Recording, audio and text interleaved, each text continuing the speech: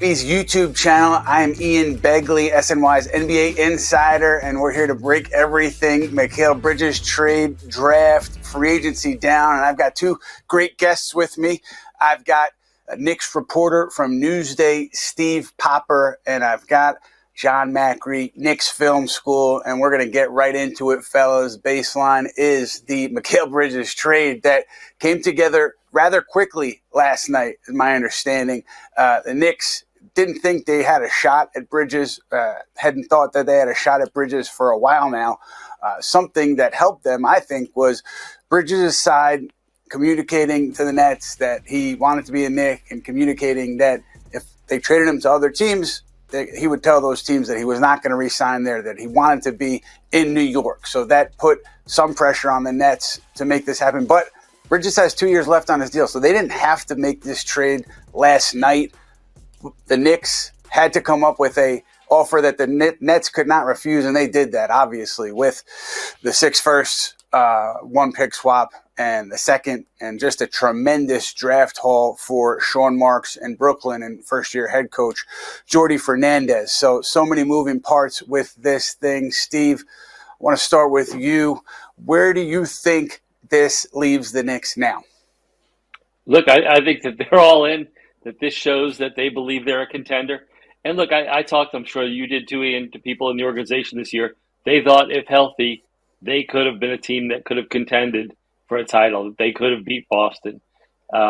This deal not only makes them better, but gives them assurances, the insurance of, if we lose an OG Anunoby or Julius Randle to an injury, the versatility and depth that this gives them, I think is a tremendous pickup for them.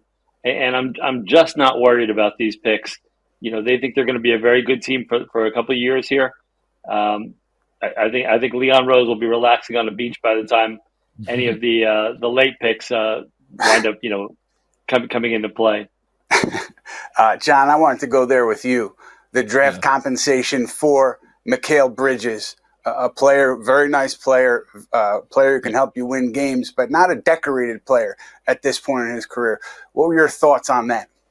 I mean, you could argue in the history of these sorts of levels of trades, like really these sorts of pick packages are fairly recent in the grand scheme of NBA history. We started seeing them maybe in the last 10, 15 years.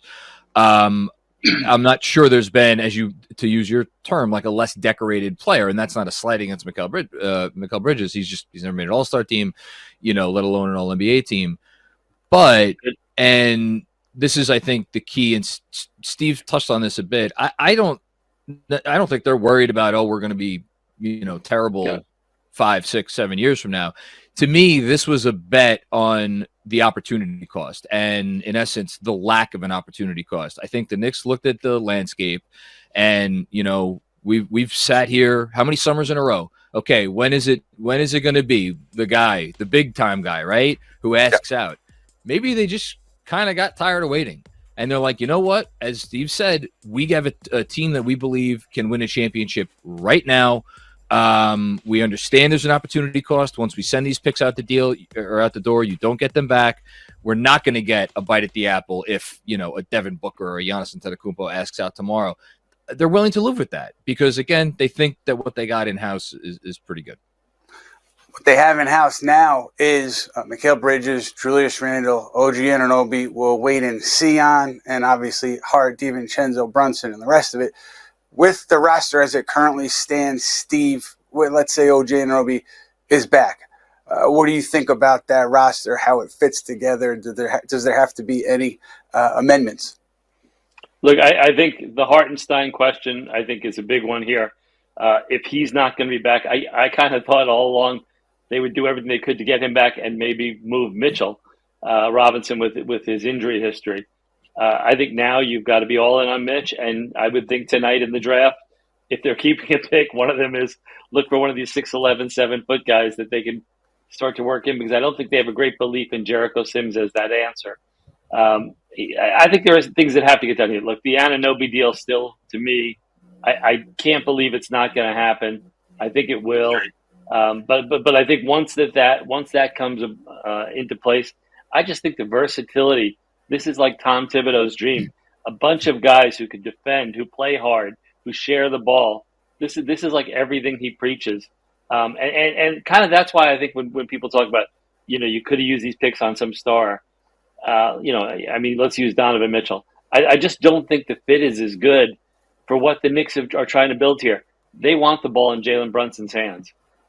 Taking that away for 30 shots a night for someone else is not the plan right now. I think Bridges fits well and sort of just only adds to what we saw last year. And I think the versatility and depth it gives them is tremendous. I mean, you're talking about guys who are playing 45 minutes a game in the playoffs are now probably going to be second unit guys. Now, one thing that I was talking to somebody about was Bridges and the fit. Steve, you're mentioning it. And they said you can't buy chemistry, right? And the Knicks already have this established chemistry, this group of players that like each other, that know how to win together, know how to deal with adversity together. And Bridges, for obvious reasons, Villanova connections, he slides right into that. And it's not like you have to acclimate somebody to your locker room. It's not like you have to get them comfortable with your group as you might in another trade for, let's say, a Giannis or another player. This is a like as seamless a fit as you can get in this league. So I think I'm with you, Steve, in terms of the value of Bridges there when you look at what might come down the line, what may or may not come down the line. And I don't think the Knicks thought that this was a possibility, up until the recent events of really the last day or two. And they went out and, again, made the Nets an offer that I think no other team was going to match, willing to match, and they got this deal done. Obviously, you got the draft now, guys. So why don't we pivot a little bit to tonight? Knicks, 24, 25 picks in the first round, those two, and then 38. Steve, what are your thoughts on how they might approach this? Well, it's funny. I know you tweeted it at one point. I heard from someone in the organization the same thing, that the intent was to use these picks this year. And then, there was always the disclaimer of one might be a draft and stash. One might be, maybe two wind up being moved or one gets moved to the future. Now I think things are different because when we're talking about these cap constraints, I wouldn't be surprised if one of them is moved out today. Look, they don't have a lot of picks down the line now. They don't have a pick in the first round next year. So, if you say, give up number 25 this year for a pick in next year's draft, I could see that happening. Or even, a first rounder down to 2 second rounders that, you're not guaranteeing a contract to. But I think, what we said before, they've got to start looking at a big right now because they need insurance if Isaiah Hartenstein leaves. I could not agree more with Steve just in terms of I think if the Knicks end up with a center, and in particular a center that they pick in the first round, because I'm not one of these draft experts. Kudos to you, Steve, for putting out a mock draft. I could not have paid me enough to try to attempt to do that. Yeoman's work over there. But as I understand it, there is a collection of let's call it interesting centers that are all in this kind of range of like 15 to right around where the Knicks pick. So you figure one of them maybe falls to them. If there's one they like in particular, they do still have enough ammunition if they want to move up a couple spots to go get that player. I am going to be paying very careful attention to not even if they draft the center, but assuming they do, what type of center that they draft, because we keep talking about how the added versatility that Mikal Bridges brings to them. You need to have multiple play styles to beat a team like the Celtics. You need to be able to throw a lot at them in terms of different looks that you can give them. So do they maybe go with a 5-man that has a little bit more of that versatility potentially in the future, not necessarily ready to play this year? Something to watch. They did have Khalil Ware from Indiana in their gym recently. So I think that's a player who maybe he's there at 24, 25, and maybe that's a player they jump on, although I think he might be gone earlier than that. I know, they've been attached to Ryan Dunn out of Virginia, but I think he's another player who maybe he's not there when the Knicks go at 24 and 25. So, yeah, they should have options in terms of bigs.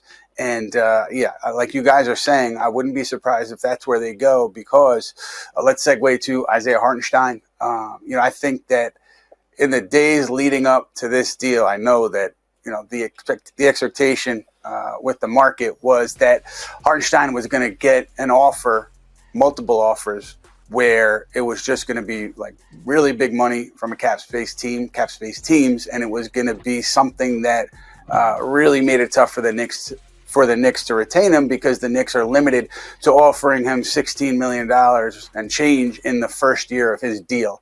So the read on that market was that those big offers were coming for Hartenstein, making it unlikely that he would re-sign with the Knicks. I don't see anything that happened in the Bridges trade that would change that, because you're looking at a Nets team that's going to re-sign Nick Claxton, and so that wouldn't impact Hartenstein at all. So based on that, I still would expect those big offers to come.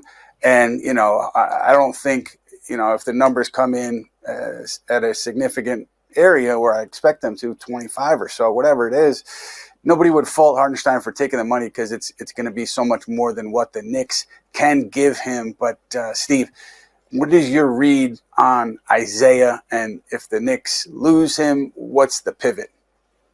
Well, I think two things with Isaiah. One, I think he proved his value here, and is an important piece of what they do. And I kind of just always go back to this little friends and family thing the Knicks have going. Is there a way with the CAA connections and stuff that there's a wink deal in the works where, you get him back for another year, and next year you have his full bird rights? I don't know that would happen, and I'm sure that no one will ever confess that it could.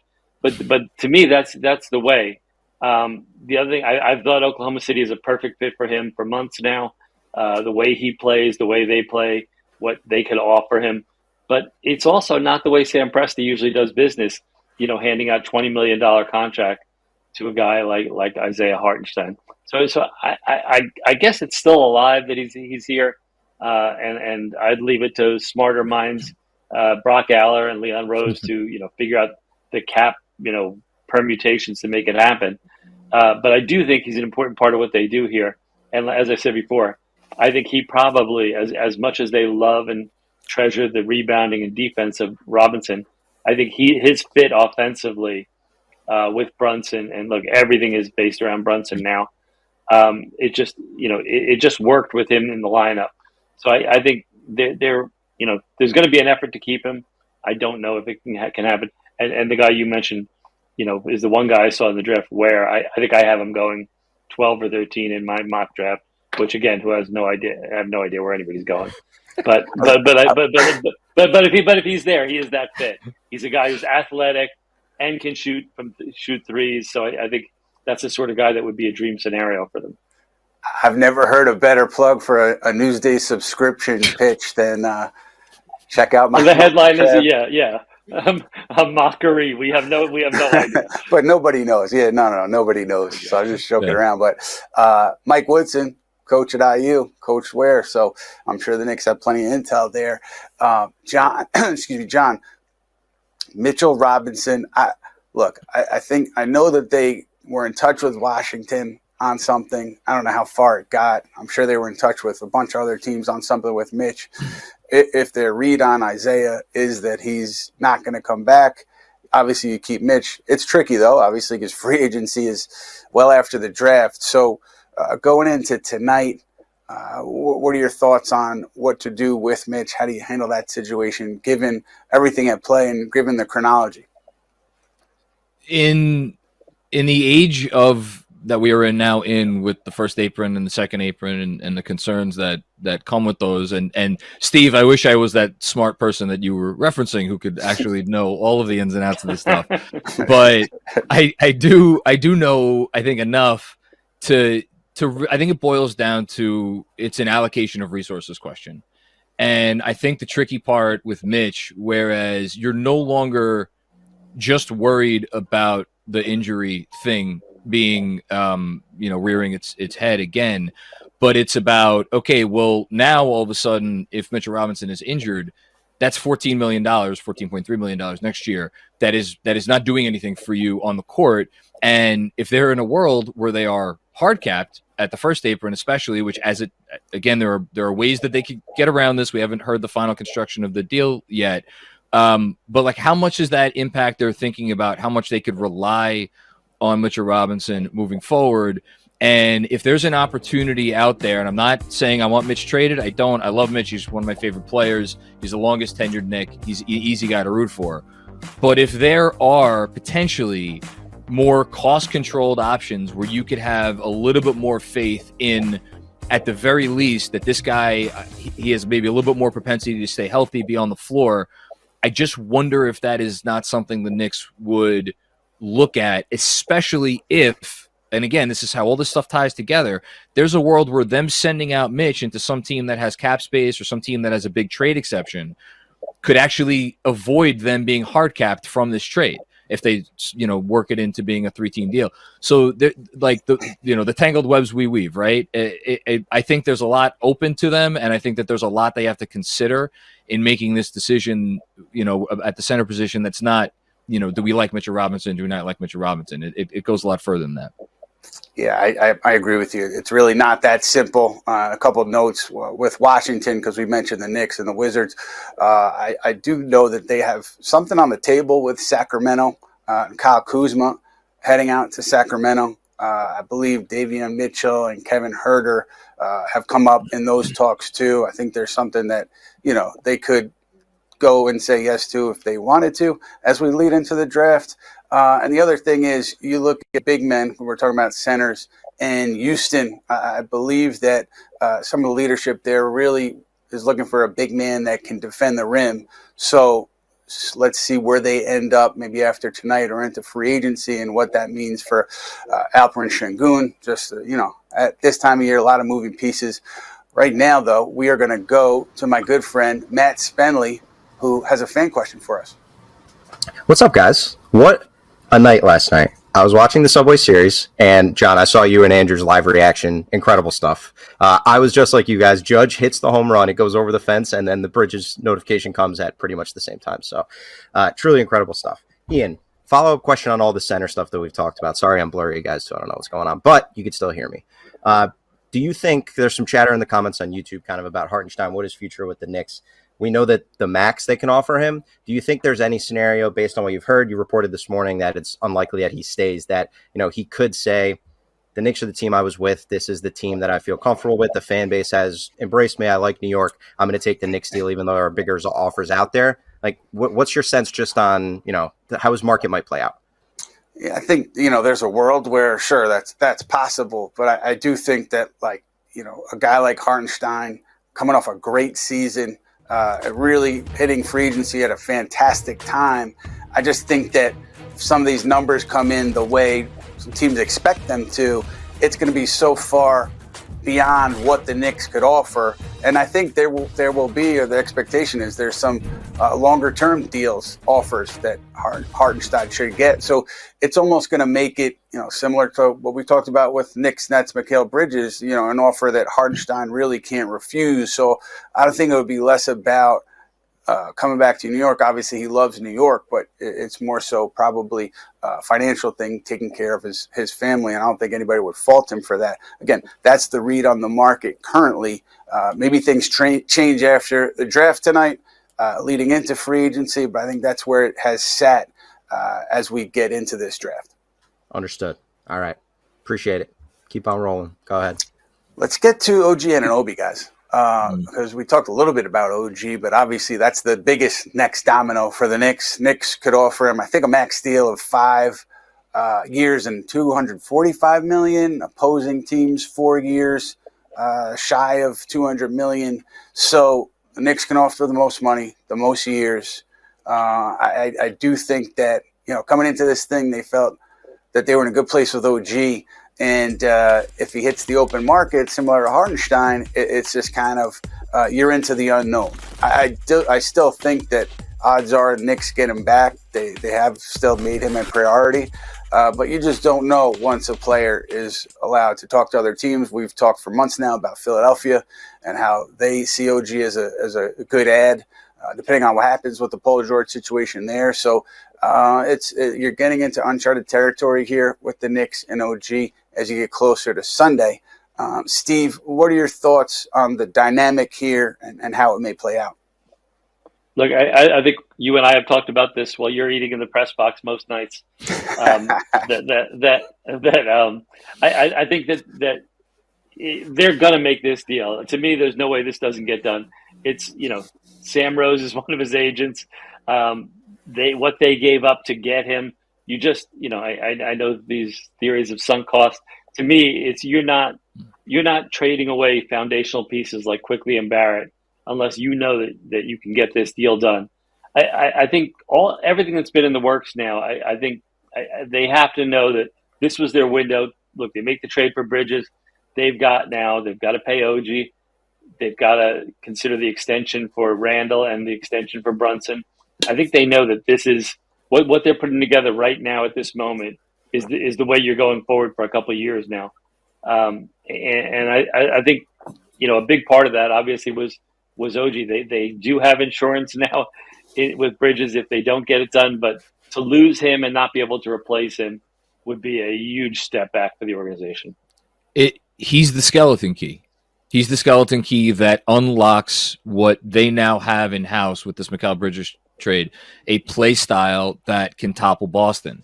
Because the reason why a team like Philadelphia, or I don't know if there's other teams out there, if they, that have cap space would think about it too, would consider maxing out a guy who is probably never going to make an all-star team and is probably never going to average 20 points a game, is because he allows you to do things schematically on the defensive end of the floor in particular, but on offense as well, because, we saw how important his just being able to stand in the corner and hit a three, and not to mention what he did in game 2 against Indiana, that game that he got hurt when he was the Knicks' best offensive player. There's nobody in the league like OG Anunoby. It's why he's going to get paid. It's why he should get paid. And you talked about the sunk cost of RJ and Quickly, like, you don't make the Mikal Bridges trade if you're losing OG Anunoby. That you make this trade if you believe you could win a championship, if you're a genuine contender. If they lose OG Anunoby, that goes out the window. Like, I'm not saying they're back to square one, but like you said, Steve, it would be a massive blow. He is really the key, not to everything. Like, Brunson's still their best, most important player, but you could slot OG in right after that, as far as I'm concerned. Yeah, it's going to be an interesting game of poker there with all sides. I know that they have been in touch throughout this pre-agency period where teams can talk to their own free agents. I know that they've touched base. I don't know how often, but I know they have. And I think that, again, Knicks feeling like they will do what it takes to get him back. But I think that's maybe to a point where maybe Philadelphia, if they came with a max offer, I don't know if the Knicks would blink, but we're going to see how it plays out, certainly. And then, Julius Randle, I think immediately after this trade, the two questions I saw just on social media most often were, what does it mean for OG? What does it mean for Julius Randle? If you bring OG back, you have Julius, you have Mikal Bridges, you have Jalen Brunson, and whoever's at center. And so then do you then take Josh Hart or Dante DiVincenzo and bring one of those guys off the bench? I mean, to me, that creates an interesting dynamic, potentially maybe troubling dynamic, just in terms of, these guys, Villanova guys, coming off a great season, then you're bringing them off the bench, and you have Julius coming off an injury, and it just seems like I don't want to say awkward fit, but I just think from a basketball perspective, I wonder how it all works. So when you think specifically about Julius, John, and what we know now, how does it work? How does it fit? How do you see it working? I mean, I know this. I know there's a beat reporter who I've follow occasionally, who I think he came on a podcast actually recently and talked about a prediction that he made that Julius Randle might not sign an extension this summer. And, that's very interesting to me because, look, Julius Randle is the second best shot creator on the Knicks right now. That is not in dispute. Mikal Bridges is a very nice offensive player. He could do some different things, but Julius is still a guy that can really take the load off of Jalen Brunson to a significant degree for stretches of time. And I thought we saw the effect of not having Julius in the playoffs when Jalen eventually kind of wore down, and it showed. All that being said, the one thing that I think is undeniable is that when this team really found itself over the latter months last year, and when they did what they did against Philadelphia, again, you had Brunson out there. You always have to insulate Brunson in terms of his defense and what he's not able to do on the defensive end. But they didn't have to worry about any other position on the floor, specifically defensively. And I think, Ian, you make an interesting point about how is there a version of this roster where, like we saw what Dante DiVincenzo did as a starting two guard. That guy averaged 20 points a game after Julius and OG went down with their injuries. He was one of the best three-point shooters in basketball. Like, that really worked. You could see a scenario, him, Mikal, OG, a center, but again, they're not going to give Julius Randle away for nothing. And they need to, if they do move on from Julius in some way, shape, or form, you need to replace what he brings to some degree. Maybe not to the degree that he gives it to you from a shot creation standpoint, but some percentage of that, and a not insignificant percentage. And I wonder how easy or difficult that would be. And you guys would know better than me on that front. Well, I think with Julius, it's hard to imagine a more underrated two-time All-NBA guy in New York City, because all I do is get inundated with tweets and questions and emails of why aren't we trading Julius? Let's trade Julius now. Yeah. And to me, I know John mentioned this. He's the only guy besides Brunson that demands a double team, which is the key to unlocking all of these guys offensively.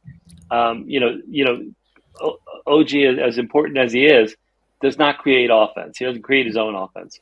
Bridges does not excel in that role, and he didn't in Brooklyn. His best role is being a complementary piece, cutting off the ball, three-point shooter, catch and shoot. To me, I just feel like people don't value what Randle has brought here. And I think in the small sample size we saw last year, I think he seemed to fit really well with OG and with that group, playing less dribbling the ball for 20 seconds that he used to do. But he draws the double team. He creates shots for other guys. And I've never seen kind of it's been an odd thing to me this year to see Julius kind of go on a little bit of a goodwill tour around New York. Yes. I saw him, at the Empire State Building, spent some time with him. And he said he's spending the whole summer here in New York. He's been at baseball games. He's everywhere. I think he is cherishing sort of the opportunity to be with this group, and he really wants to get this extension. I don't think he wants to be somewhere else. He's a Dallas native, would probably have loved that at some point. I think he wants to be here in New York and be a part of this. He talked that day when I saw him about, basically he was here at the start of this, and this is what he imagined, and now he wants to be part of, seeing it to fruition.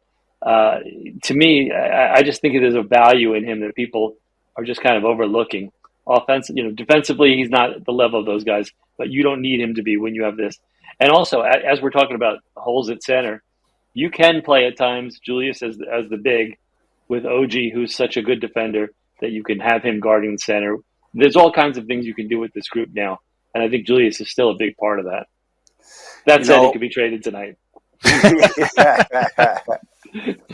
I would say this too, when you're thinking about Julius, don't forget about January Julius Randle, where you guys mentioned it. He was a part of that group that was so hot in January, and the way he was playing was working for everybody involved. I mean, look at the record, look at the results. So don't forget that as you're analyzing Randle. And my prediction on that extension, it was based on the idea that OG was going to re-sign. And look, I still think that is the likely path here, but I would like the opportunity to maybe amend my prediction if OG does not re-sign, because I think that changes a lot for this Knicks team. But obviously we'll find out more about that as we get to Sunday 6 p.m. Speaking of Sunday 6 p.m., that's when teams can start talking to free agents that are not on their own team, and we will be back with you guys on the Putback at 6 on the dot Sunday to get into free agency. And don't forget, we're also in podcast form now,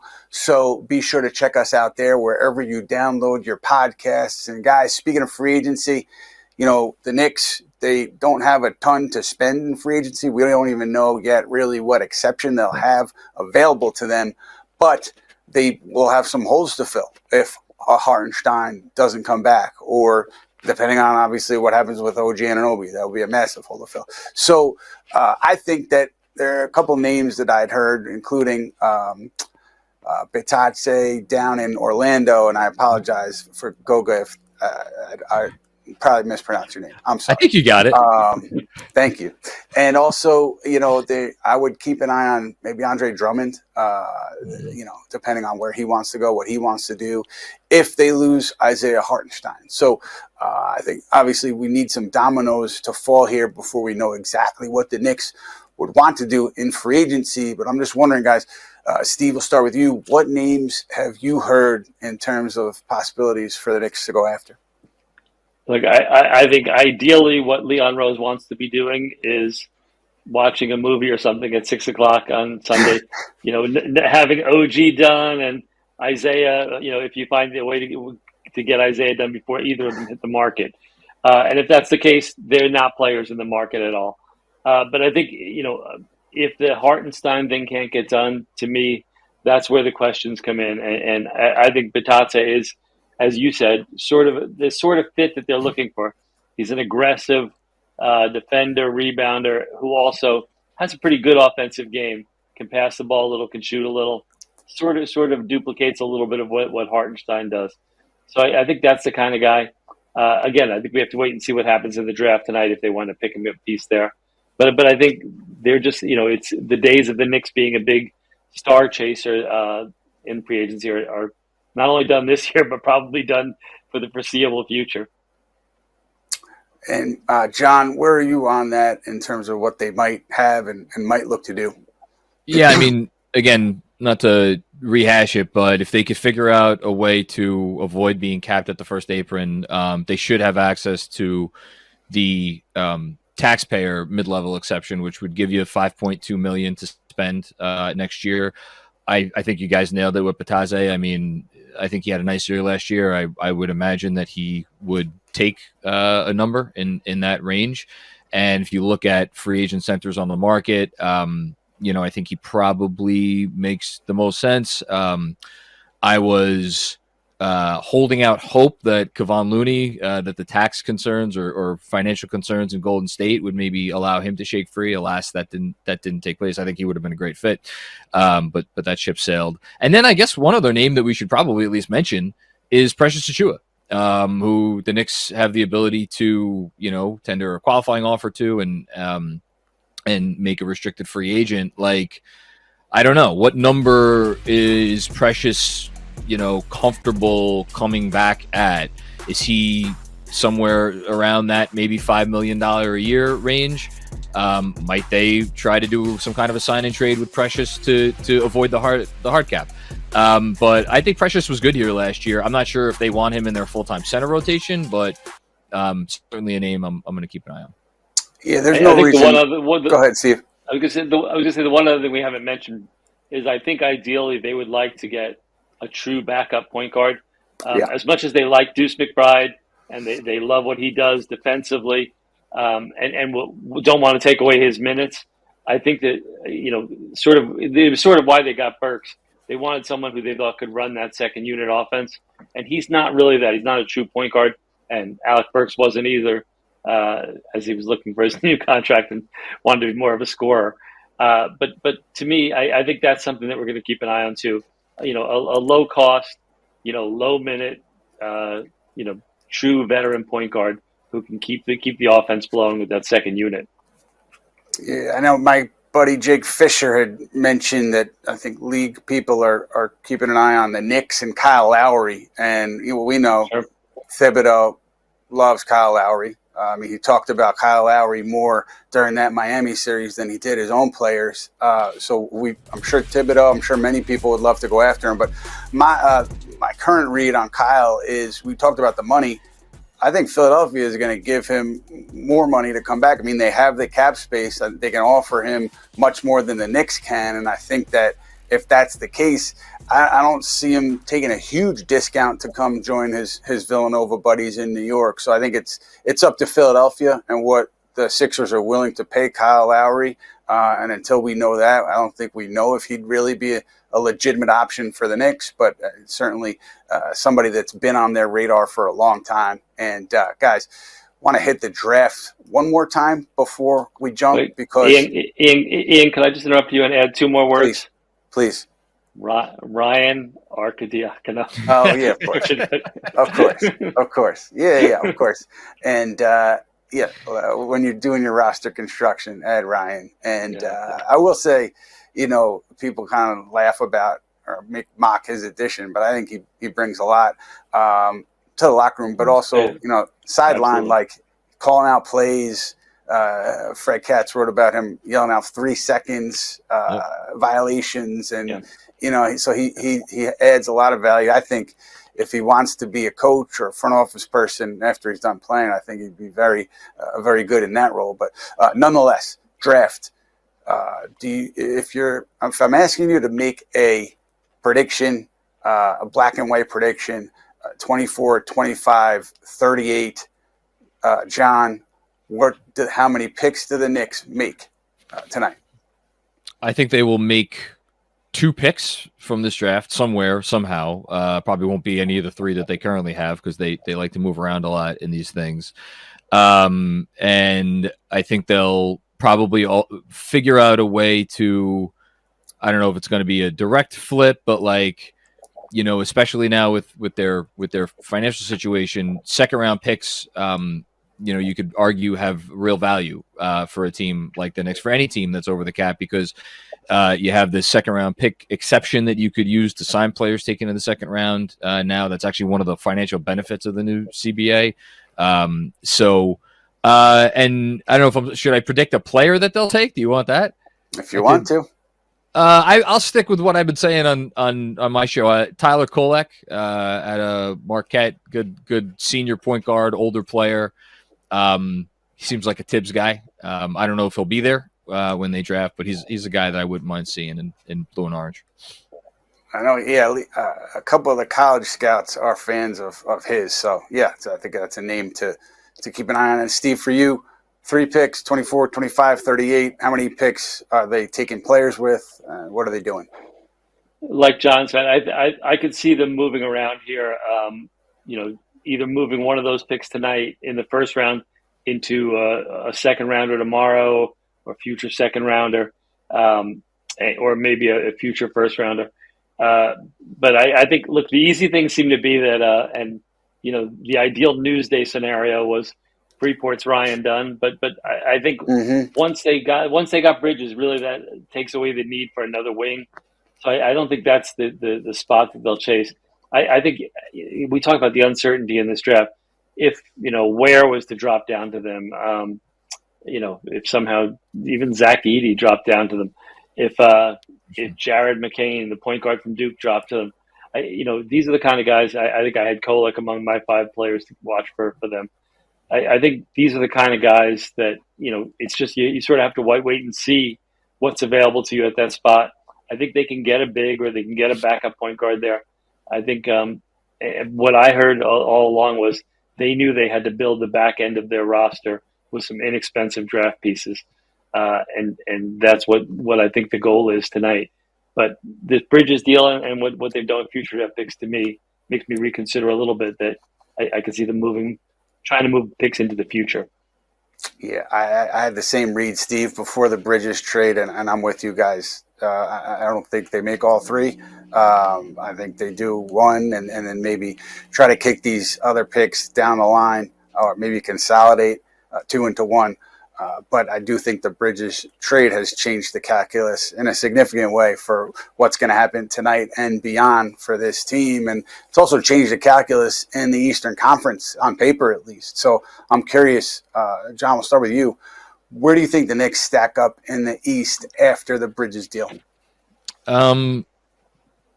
I obviously want to see what Philly does. It's a lot of money that they have over there. I mean, needless to say, if there was ever a scenario that I don't even want to think about, but OG Anunoby walked over to Philadelphia and took their money, that would certainly influence my opinion. I still think you got to keep an eye on Milwaukee. A lot of talent over there. Obviously, that talent underperformed this year. We'll see how Doc does in year 2. Can they maybe move some of their ancillary pieces around and improve things there? As of now, though, I mean, You know what I'm going to say. I think the Knicks are going to finish second in the East. Why not? I think this is it. For as much as they, there still may be questions that remain in the postseason for them. I got to think this is going to be a dynamite regular season team. And they're that they, as long as Tom Thibodeau is the coach, they're going to value the regular season.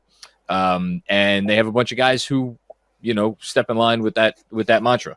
So they won 50 games this year, and they had half a team for half the season. So I think, upping that total and, again, finishing in the number 2 spot is not unreasonable. Steve, how about you? Yeah, look, I think what the Knicks have always done is prioritize every game, every minute. So I think they're going to be a very good regular season team next year. I think I would say that they could be the number 1 seed in the East next year, except Boston does the exact same thing.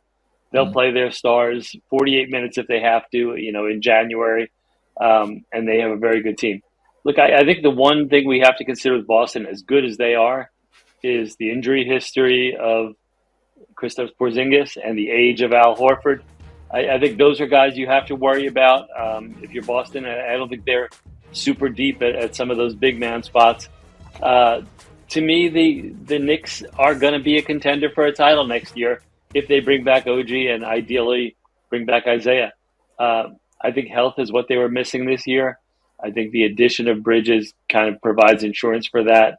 To me, they're a contender for a title next year, and I have no worry about these draft picks down the line. Yeah, I think this is also a win for the league because the Knicks, Boston, Philly, all being strong, it's going to make for some good theater over the course of the regular season and maybe into the playoffs. So we're all excited to see how it unfolds. It starts tonight. NBA draft, first round, 8 p.m., and then second round tomorrow starting at 4 p.m. So let's see how it goes. We'll have you covered here on SNY on Honda Sports Night, and then we have our next show, 6 p.m. Sunday, the start of free agency. Steve Popper, John Macri, we thank you so much for your time, for your insights, for joining us. As always, thank you, gentlemen. Be sure to keep an eye out, Knicks Film School and Newsday for the coverage there as well. And we will see you guys on Sunday.